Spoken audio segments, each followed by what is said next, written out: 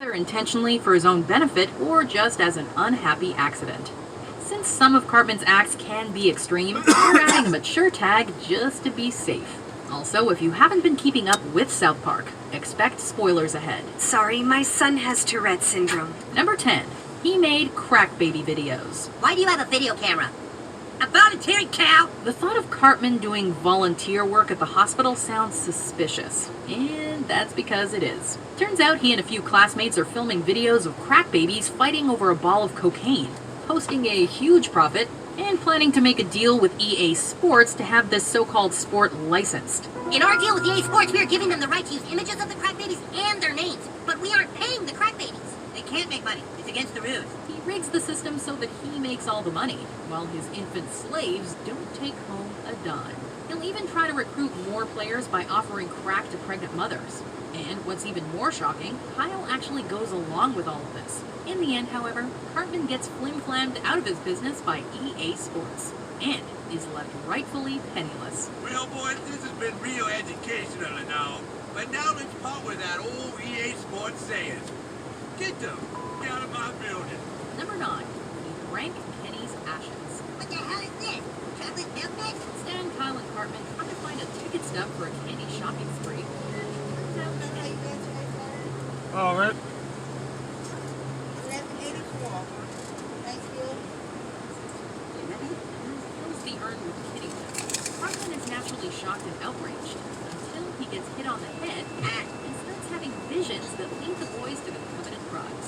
While this was more of a dumb mistake than an evil deed, Cartman has used Kenny more than enough times for this to be quite a fitting punishment. In the end, the fat ass has to live with Kenny possessing him for the next few episodes. What did you say? I said shut up, Cartman. It's not down to the China.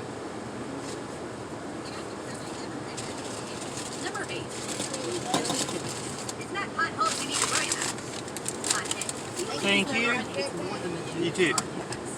So much so that he acts as an exterminator, driving them out of the neighborhood and locking them in his basement. We've been down here for days. And you're gonna be here a little longer, bro, right? He thinks that hippies will overtake the town. Naturally, he gets shrugged off and thrown in jail for keeping them hostage. In a bitter twist, he's actually right about the takeover, and the town has to beg him for help. Cartman's solution? Drive a giant grill through a crowd of hippies and chase the rest away with death metal music. Music is so angry. While he did save the day, it only shows how fast he's willing to murder without a second thought. Number 7. He faked Tourette syndrome. And every day he seems to get worse.